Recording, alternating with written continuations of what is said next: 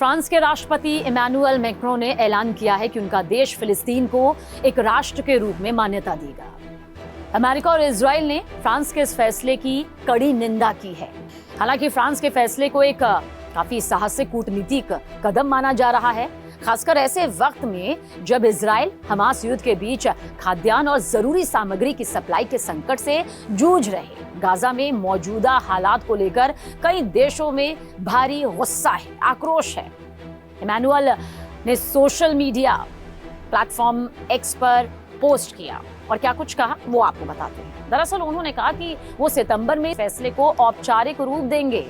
उन्होंने पोस्ट करते हुए लिखा, आज सबसे जरूरी बात यह है कि गाजा में युद्ध रुके और आम नागरिकों की जान बचे।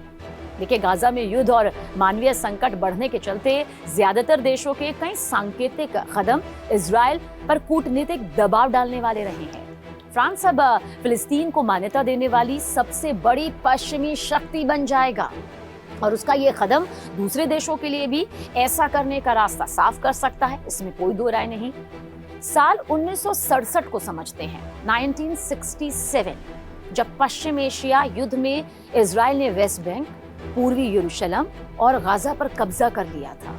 फिलिस्तीनी कब्जा किए गए इन क्षेत्रों को मिलाकर एक आजाद राष्ट्र की मांग कर रहे हैं। हालांकि इजराइल की सरकार और उसका ज्यादातर राजनीतिक वर्ग फिलिस्तीन को एक राष्ट्र के तौर पर दर्जा दिए जाने का विरोध करता रहा है। ये तस्वीर पूरे विश्व के सामने आती रही है। इजराइल के प्रधानमंत्री बेंयामिन नेतन्याहू ने एक बयान में क्या कुछ कहा ये आपको बताते हैं।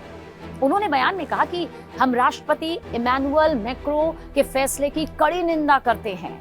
इमैनुअल के कदम का विरोध करते हुए अमेरिकी विदेश मंत्री मार्को रूबियो ने इसे ऐसा लापरवाही भरा फैसला बताया जो सिर्फ हमास के दुष्प्रचार को बढ़ावा देगा। और उधर फिलिस्तीनी प्राधिकरण ने फ्रांस के इस फैसले का स्वागत किया है। इस कदम की घोषणा करने वाला एक लेटर गुरुवार को यरूशलेम में फिलिस्तीनी राष्ट्रपति महमूद अब्बास को सौंपा गया है। देखिए, बात गाजा की करें तो वहां इजराइल और हमास के बीच जो युद्ध है उसमें भूखमरी का संकट एक बहुत बड़ा संकट बन चुका है।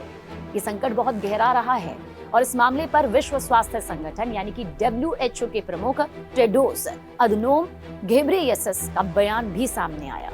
WHO के प्रमुख टेड्रोस ने हाल ही में कहा कि गाजा में सहायता पर नाकाबंदी के चलते ये फिलिस्तीनी क्षेत्र भूखमरी से जूझ रहा है। टेड्रोस ने क्या कुछ कहा ये आप समझिए। उन्होंने कहा कि गाजा जैसे युद्ध क्षेत्र में फंसे 21 लाख लोग बमों और गोलियों के अलावा एक और जानलेवा हमले का सामना कर रहे हैं और वो है भूखमरी।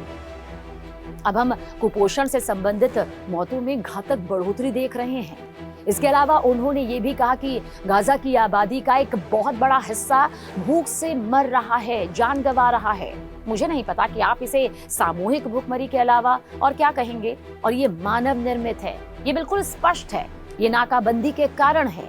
जाहिर है अब कुछ छूट मिल रही है, लेकिन ये पर्याप्त नहीं है, ये काफी नहीं है। ये बस एक छोटी सी राहत है और लोग भूख से दम तोड़ रहे हैं। ये टेड्रोस के जरिए कहा गया, WHO के प्रमुख के जरिए। कई अंतर्राष्ट्रीय सहायता एजेंसीज का दरअसल कहना है कि मौजूदा वक्त में गाजा में लोगों तक जरूरत की मात्रा का सिर्फ एक छोटा सा हिस्सा ही पहुंच पा रहा है। वहीं इजराइल का दावा क्या है? इजराइल का दावा है कि वो गाजा में मानवीय सहायता के ट्रांसफर को काफी जरूरी मानता है, महत्वपूर्ण मानता है और अंतर्राष्ट्रीय समुदाय के साथ समन्वय में इसके प्रवेश को आसान बनाने के लिए काम करता है।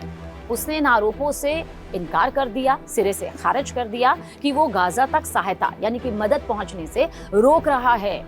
उसने फिलिस्तीनी उग्रवादी समूह हमास पर सहायता सामग्री चुराने का आरोप लगाया। हालांकि हमास ने इन आरोपों को खारिज कर दिया, इनकार कर दिया। इजराइल का कहना है कि गाजा पर उसके हमले का मकसद हमास को तबाह करना है, जिसने 7 अक्टूबर 2023 को इजराइल पर भयानक हमला किया था। इसी हमले के बाद इजराइल और हमास का युद्ध शुरू हुआ था। देखिए, स्थिति कहां से शुरू हुई और आज कहां पहुंच चुकी है, एक बहुत बड़े संकट की तरफ।